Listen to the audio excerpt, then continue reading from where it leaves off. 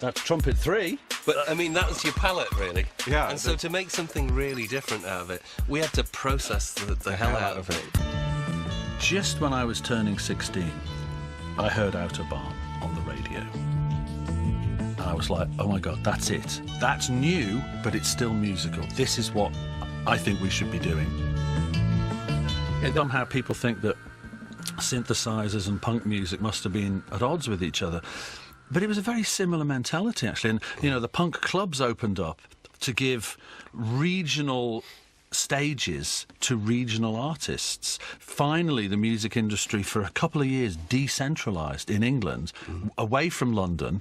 And so people like us who were living in a suburb of Liverpool suddenly had a club called Eric's, where not only could we go and see bands like Devo and Perubu and XTC, but we were allowed to go and play on that stage. Mentality is, you know, punks played 2 chords and we used 1 finger.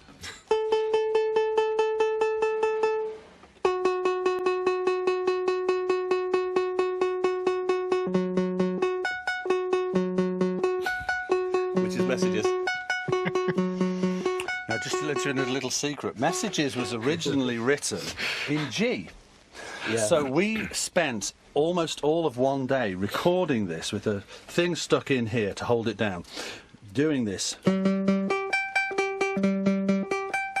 And every time you moved it, it went click. So, it, you know, to get 5 minutes took us all day. Without a glitch. We finally got 5 minutes of this sequencer made by hand.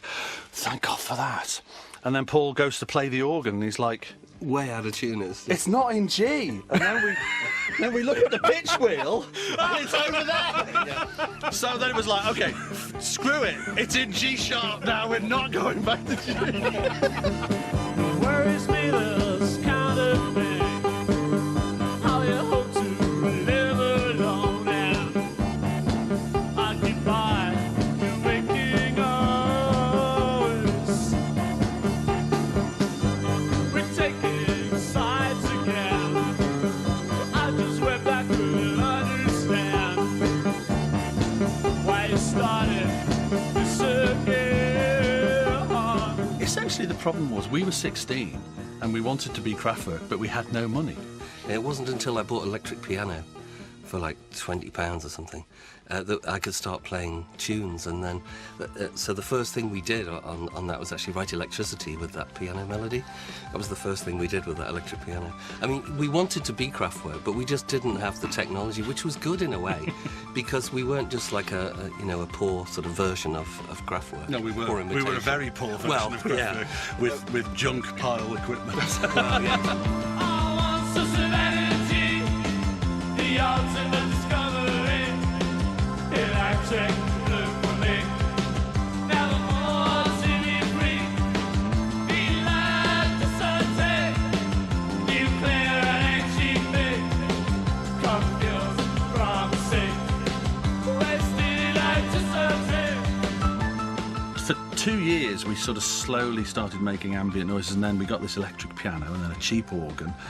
And then, yes, 1978, we decided to be Orchestral Manoeuvres in the Dark. Yeah. We still didn't have a synth. The first 6 concerts we played, we borrowed synthesizers, and then we thought, we can't do this anymore. And we finally bought one from my mother's catalogue for £7.76 a week for 36 weeks.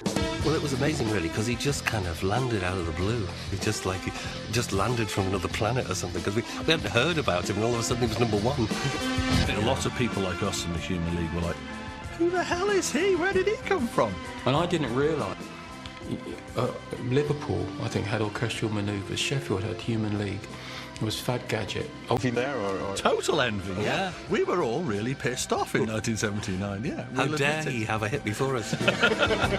Because it was on synths, and the synthesizer was a new instrument, there was real backlash that somehow this wasn't real music.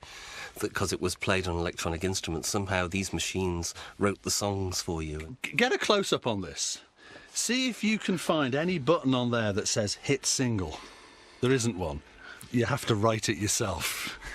And that was just in England. I mean, when you got to America, you know... That just limey faggot music.